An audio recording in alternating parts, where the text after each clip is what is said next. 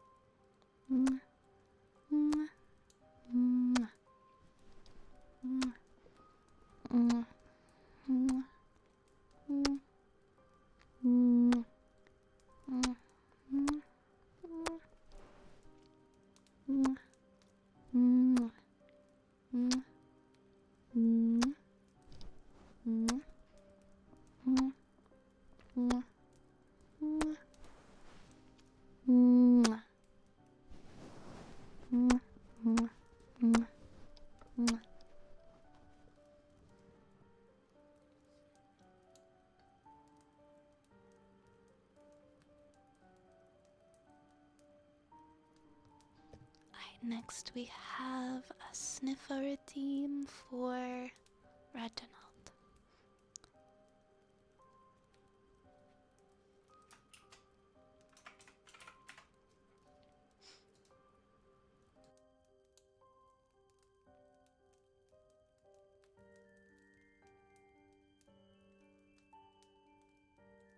Okay, okay, okay.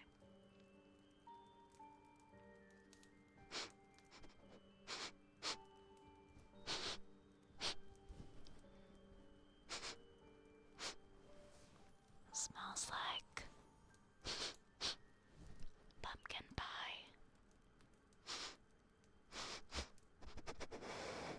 and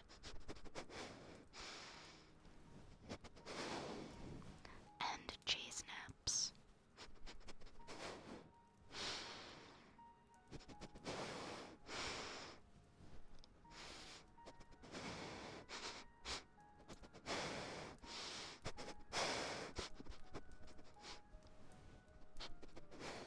Yup, somebody's definitely been eating cheese nips.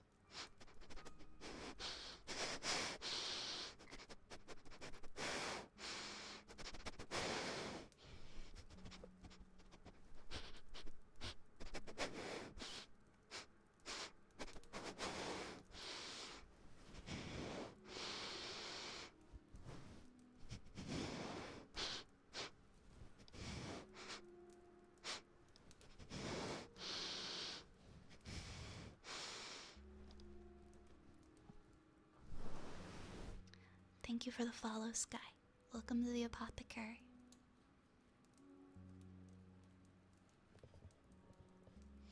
Alright, our next redeem, we've gotta go F yourself redeem. For D-Bud.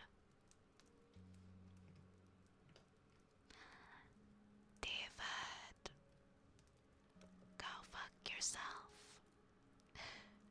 I'm so sorry. I'm so sorry. I'm so sorry.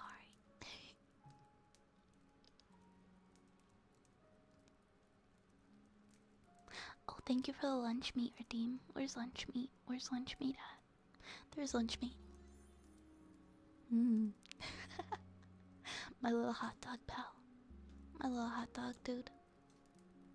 We'll put him on my hat. I think the best spot for him, honestly, is my hat. Rayton and Book, thank you so much for the follows, guys. Welcome to the stream.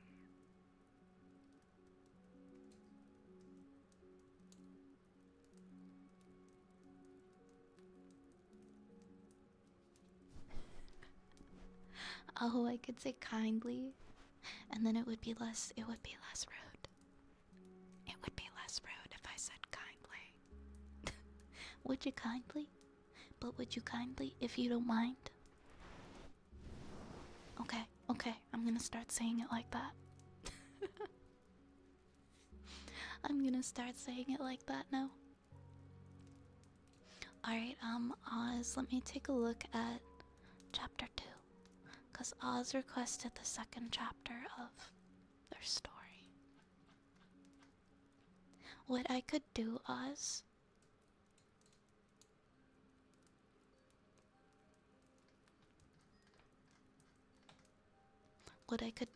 is I could maybe read like half.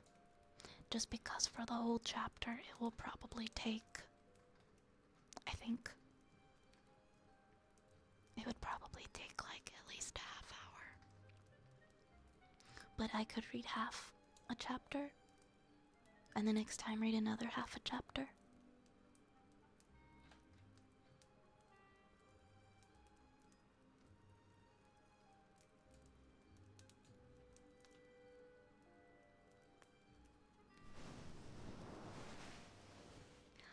Alrighton, thank you. I'm glad you're enjoying. And then I'll mark to where I left off, and then we can read more the next time. Alright, we're gonna read some more of Oz's story, and then we're gonna do some Kalimba for Box Falcon, then we have some kisses, and we have another go of yourself. sharing the same brain cell, then I wouldn't feel so inclined to say sorry afterwards, because I won't feel as bad if I say if I say kindly. You guys are so smart.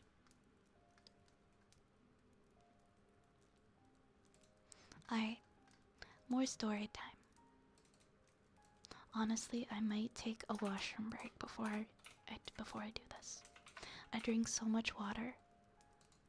I drink so much water, and I am kidding myself if I think I'm gonna make it to the end of the stream without taking a bathroom break. So I'm gonna go do that, and then I'll come back, and then I will read some more, and we'll do some more redeems, and then yeah, we will go from there.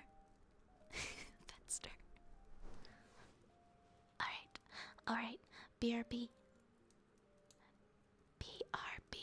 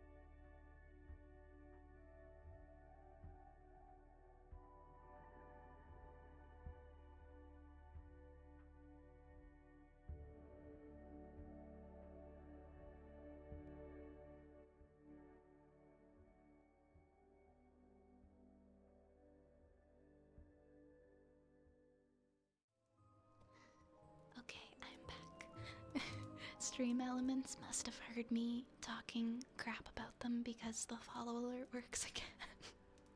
Safi, thank you so much. Thank you so much for the follow. Welcome to the apothecary.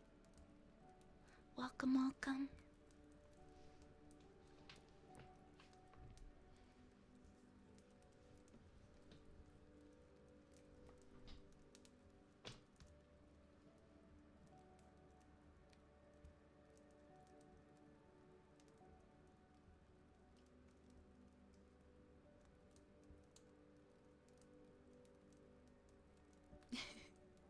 Okay. Wow, I feel so much better now. Thank you. Thank you for letting me go pee. I appreciate it.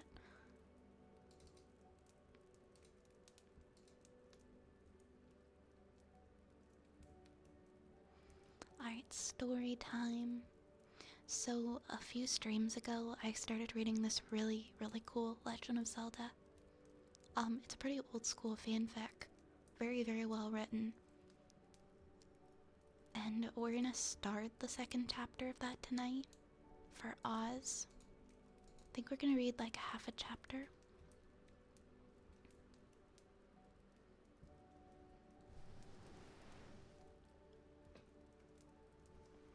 Prologue, Chapter 2. Shadows and flicker of torchlight. Drip of water, somewhere in the dark, still on stone. The air chill and clammy, choked with a thick, cloying incense. And she passing like a final breath, hooded and cloaked. Through black halls and winding passages she passes, to come at last to a massive chamber where the gloom hangs heavy as death, shrouded by smoke and spiderweb. At the end of this hall, a throne. Empty. She kneels before the deserted tableau and whispers, "My lord." He's here. No voice this, but a soundless hiss of ancient hatred and despair. Yes, my lord. I felt his coming, the one who carries the blood. I knew it the moment he set foot on Hylian soil. We are tied by a bond that can never be broken. Did the shadows stir? Why has he come back? Does he think to taunt me, or is there some new devilry at work? I will try to find out, my lord. She turns and flits into the outer dark. Well, this is an interesting problem. Link scratched his head and considered the way forward. Truly, it had been many years since anyone had passed this way, and with good reason. A huge rockfall in the canyon had blocked off the way ahead, and their path was cut short by thousands of tons of red sandstone. An awesome quantity of rock lay upon the floor of the gorge, reaching hundreds of feet in the air and filling the gully almost to the top. Could we climb it? Zelda suggested. It would be far too dangerous, Link replied. See how those stones are balanced? One step in the wrong place and it'd all come on top of us. And there's no way to tell which is the right place, or whether indeed there is a way through. We must turn back and find another road.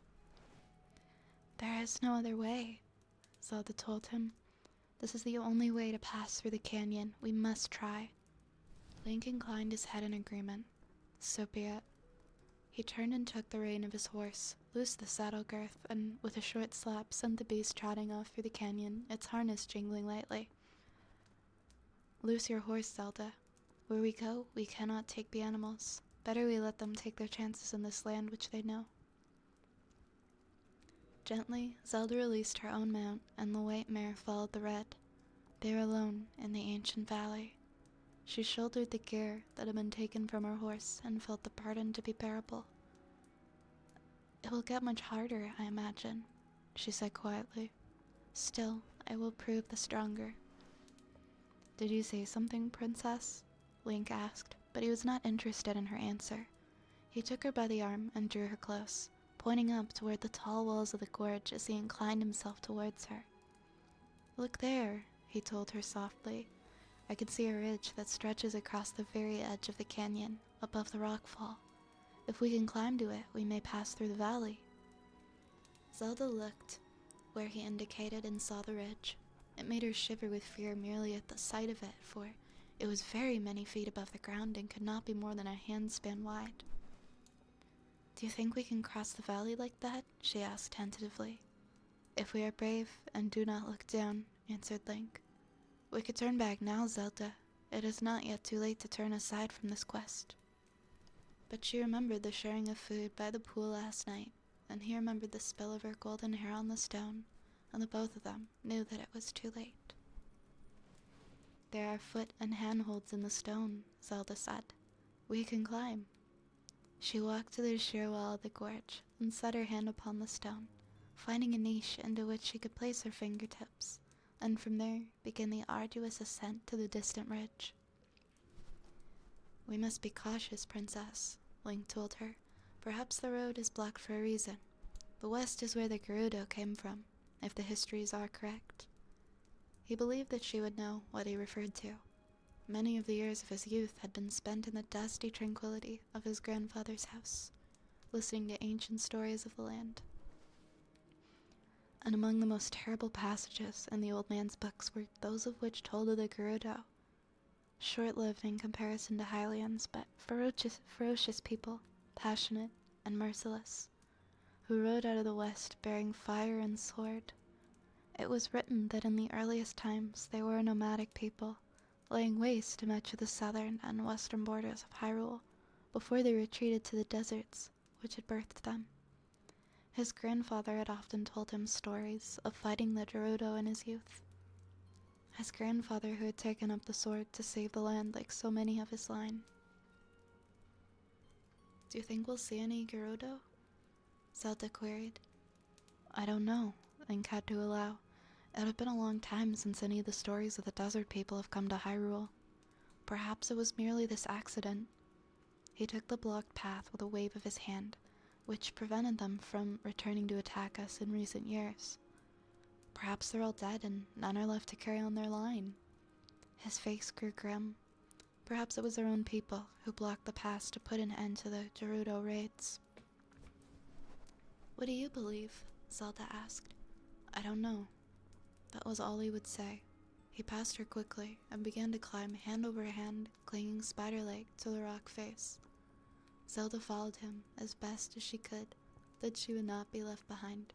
Her hands soon grew sore. Link did not look down, although the thought of the danger was always candle bright in his mind. It was only when he was too far up to come down easily that he thought of Zelda beneath him and wished that he had made her go first. If he fell, he did not wish to bring her down with him. He concentrated on lifting each hand in turn, placing it upon the rock and pulling himself up to the next meager crack, from whence to still reach higher levels. The first 20 feet or so were comparatively simple, but then he hit a place where the stone was sheer. 1,000 years ago and more, when the world was new made, a great slab of granite had been borne up from the interior of the world, and had made its way to the surface where it became embedded in the mountain. The erosion of time had laid bare the hardest bones of the mountain, and now Link was faced with a surface which had no kind of purchase whatsoever. Princess, he called down, unable to turn and look for himself. The way is closed. Can you move sideways and see if we may not reach the ridge another way? There was a scrabbling beneath him somewhere, and then Zelda's voice came up clearly, around 8 feet below him. Down where I am, there's a cleft in the rock. We might be able to climb it up to the ridge. Good. Get to the cleft. I'm coming back down. He did not wait to see if she would follow instructions. She would have to. Link began to climb down the rock face. Going down was more difficult, for footholds had to be felt for and found from the memory, rather than looked for by eye. He was patient and soon reached the place where Zelda had been, a slight rift where the feet could jam themselves and the body rest for a moment. He looked about him and saw Zelda kneeling in a small depression in the cliff face, a few feet to his right. The princess had found the bottom of a natural seam in the stone, and it was just wide and deep enough to rest there without holding on. Moisture must collect in the hollow in the early morning, and soil blown on the wind, for here upon the middle of the inhospitable cliff, small plants had found a place to survive. Link began to climb sideways toward the rift, finding the going difficult, but not impossible. He was beginning to admire the princess for rather more than her courtly manners. Zelda reached out a hand and helped him to climb up the fissure. There was barely enough room for the two of them, and they had to press together unbecomingly in order to rest in any sort of comfort or safety. Link sighed and looked up in the direction of their goal, the ridge. They would have to ascend 40 feet or more of the cliff face to reach it, and they had only come 20 by the estimate of his trained eye. A good start, he muttered. Stretching, he stood and offered a hand to Zelda to help her up while he considered the climb to the ridge. I believe I know a way to do this. Do as I do, but wait until I've got a little way up. I'd like to be sure that this will work. Zelda nodded, and Link backed into the crack as far as he could while still able to stand with arms straight and in front of him. He set his back against one wall, and then braced his feet against the other. Now he was off the floor, supported only by the tension in his body. Carefully he pushed on the rock with his hands and wriggled his back up the stone a few inches. When he was satisfied with his new position, he moved his feet up as well, and thus gained several inches of height. It would be possible to make their way right up in the fissure in this way, if they had the stamina to make it to the top. Link thought he did. He just hoped that Zelda too had the strength to do it, if only they had thought to bring rope. He inched his way up the fissure, slowly but steady. It was easier than climbing the rock face, and indeed it felt strangely safer with stone at his back and beneath his feet. Quickly he got into a rhythm. Shift feet, wriggle, shift feet, wriggle. Pause for a breath, and then back to the beginning of the cycle. A scrabbling of loose pebbles beneath him told him that the Princess Royal had started on the climb, and he redoubted his efforts that he might not prevent her from making her way up. Soon his back and legs ached from the strain of holding himself up, but he continued, knowing there was no other way.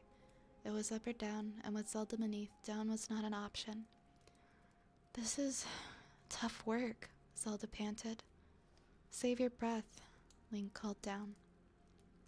She looked to see where he was, and noted that he was a little farther than where he was when she had started. But not much.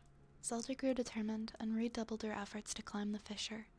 In some perverse way, she found herself enjoying the harsh physical workout as muscles she had barely used before got their first real airing. This was far more taxing than anything she could have found to do in the royal palace, even with her personal trainer. Zelda smiled. Personal trainer? She was only now beginning to see that the only real training was to go out and do whatever it was that you wished to learn. Her foot slipped suddenly on a loose rock, and it was her only instinctive straining of her legs, bracing herself against the unmoving stone that prevented her from falling all the way back to the bottom of the fissure. She took several deep breaths to regain control. Are you all right, Princess? Link called. It's Zelda, and I am well, she returned. Go on. I am. He continued to climb. Zelda rested for a moment, though resting on this ascent merely meant the cessation of movement rather than the cooling of overworked muscles. When she knew that she would either have to move or fall, she resumed her climb. The occasional glance up told her they were making slow but sure progress, and she was glad to watch the top of the fissure grow steadily nearer. At last, with a scrabble, Link disappeared from above her, and she knew that she had reached the summit of the crack.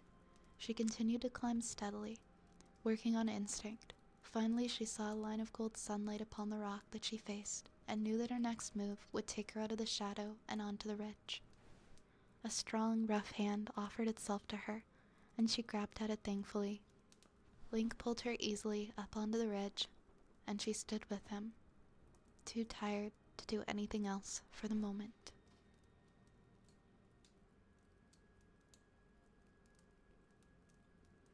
I think I'm going to stop about there and make a note of where we left off.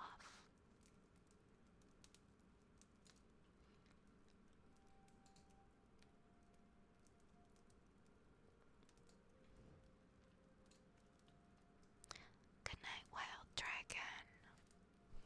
Also, thank you for the follow, Not So Elite. Thank you for following, and thank you for the lurk, Tom Esther.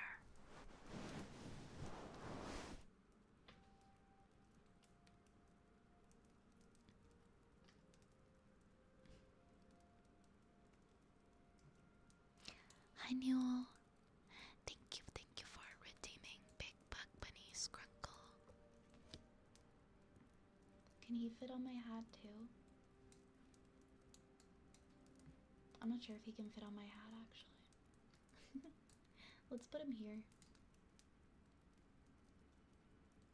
Or actually, will he sit on my shoulder? I wonder if he will sit. No, he won't stay on my shoulder. I'll put him here.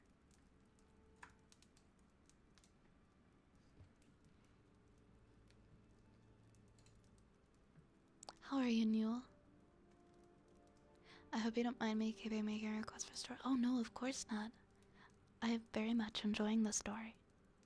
So, I'd be happy to continue reading it every stream. As long as you're okay with me breaking up the chapters into halves.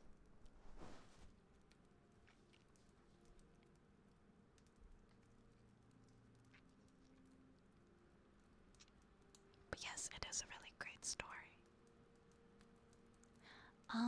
Is the queue long for triggers? So next we have Kalimba Kisses, a Go F Yourself, and a Fortune Cookie. So not super long. Not super long. I have like 4 things.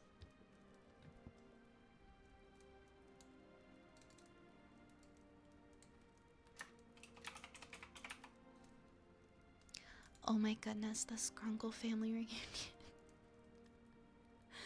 Oh my gosh, it's gonna break the stream. I'm just kidding, it won't. Dark Zeus, 10,000 channel points for the Scrunkle family reunion. Release the family. Alright, you got it. Here they come. Here comes the entire family. Here they come. They're taking a while. They took the metro. Oop.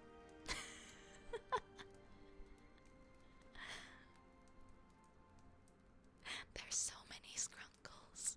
I am buried in Scrunkles.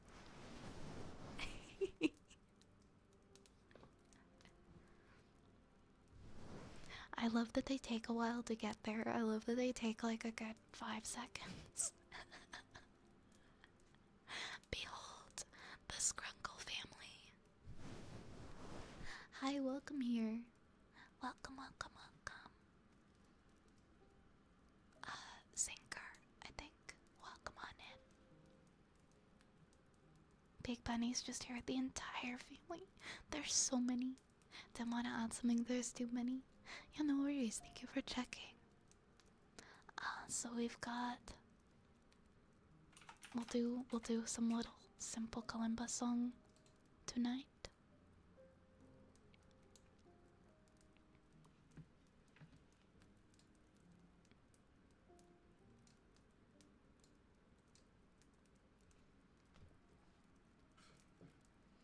I gotta try and fix that one key that's like that one note that's off key on my kalimba tomorrow. I want new viewers to come into this right here. Me too. I want this to be your first impression of the stream. Because I think you'll have a pretty good idea of whether or not this stream is for you. You seem to be covered in pillow pets. This is Big Bug Bunny Scrunkle's entire family that I'm covered in right now. So they will be here until about like 1:50. They hang out for about 10 minutes. And then they gotta go back to their part-time jobs.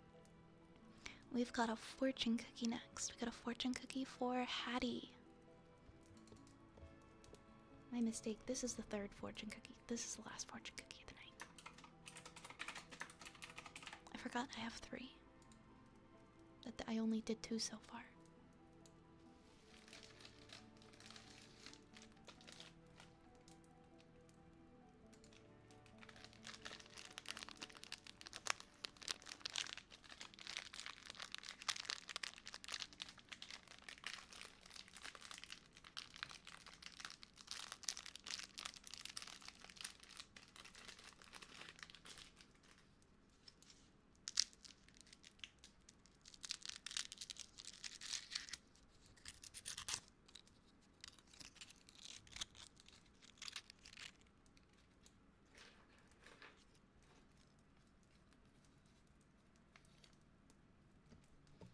Alright, Hattie, this is your fortune for tonight. Keep your nose to the grindstone. Keep your nose to the grindstone. Your numbers are 5, 11, 16, 42, 45, and 46.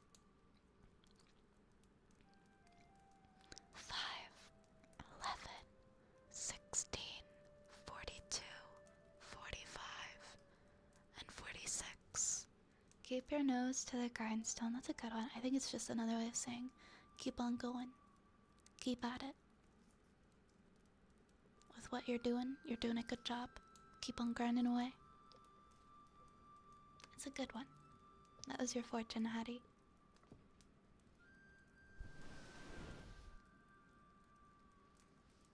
Exactly. Keep up the grind.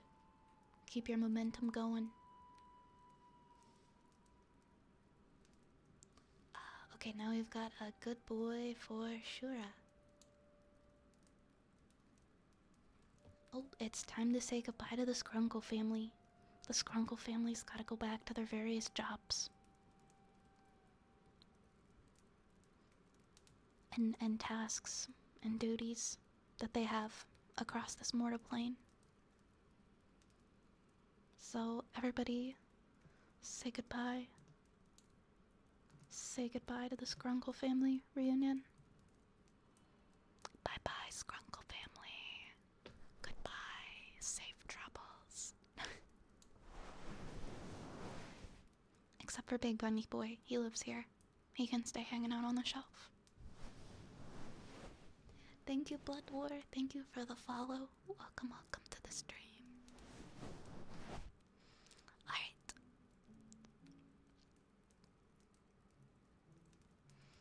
We've got a good boy for Shura next.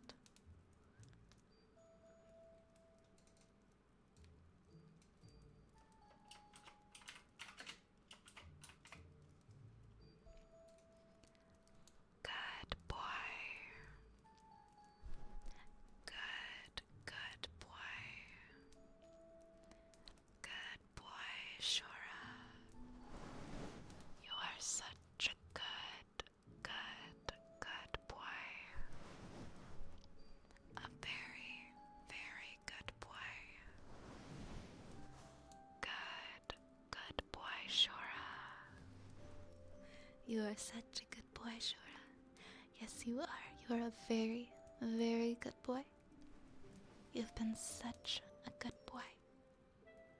Good boy. Very, very good boy.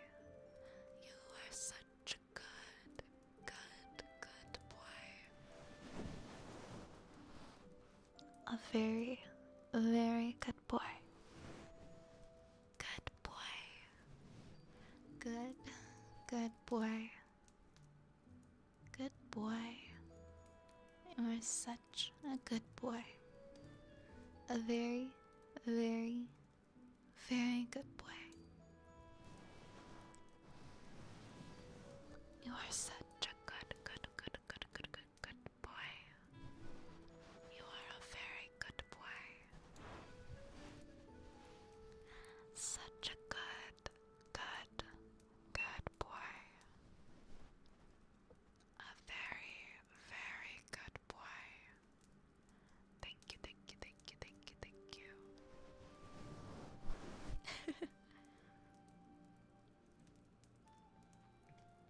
Alright, Zapple. Alright, Zapple, you're up.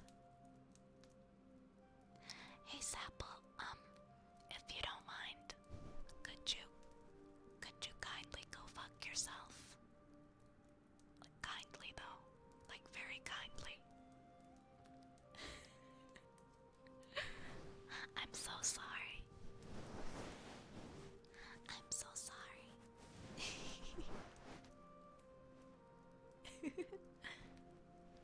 Hi, Fairshot. Welcome, welcome.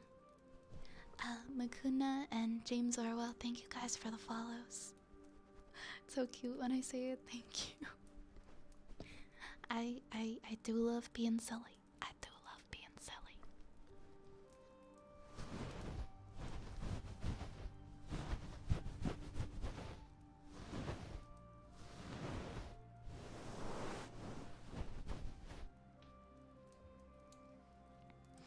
Alright, my friends.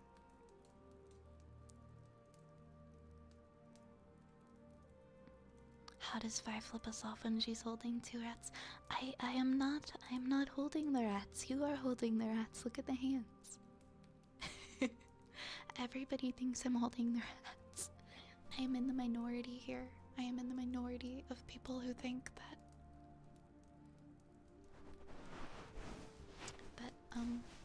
they are holding the rats. I have somebody who's very new to ASMR. Sure, Fedster. I was actually gonna say, I think we are getting on to the end of stream now. We are all caught up on red teams. I'd be happy to raid a new person. You guys are great. You always have people to recommend.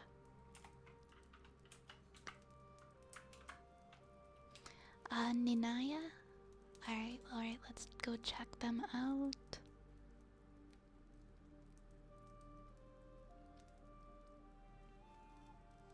Okay, this seems like my kind of space. Warning, high levels of cringe, epic, funny, wholesome detected. Proceed at own risk. Yes, please. I want to proceed. Trying out ASMR again. Cool. Yeah, this seems like a great place to go. Thank you so much for the recommendation. Let's go pay them a visit. And we will make a new friend.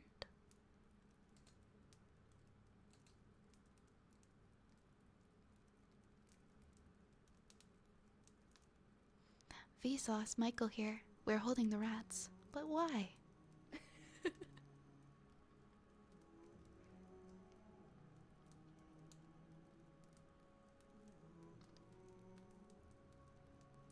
Okay.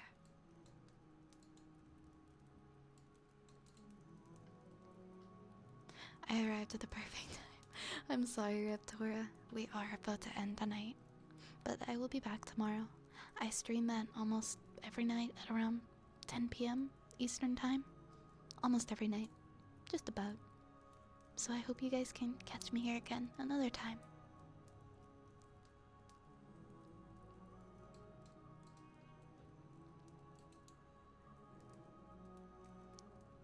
Oh, it's so tough when there's so many great recommendations, right?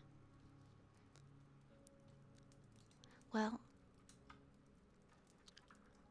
I've already decided on Ninaya tonight, but we can definitely raid somebody. We can raid somebody else tomorrow.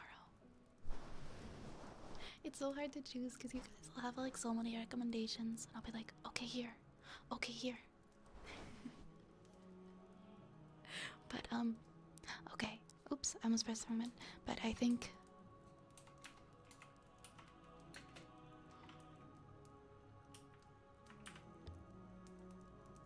Alright, we're going to go and visit Inaya tonight. Alright, my friends, Vi's Apothecary is now closing. Please hop aboard the Rat Army raid train before it leaves the station. And we're gonna go pay a visit to another lovely, sleepy streamer. Oh my gosh, the raid messages are already in chat. I don't know what I'm doing. I'm like autopiloting. Thank you, Belcor. Grab a raid message. Grab a rat.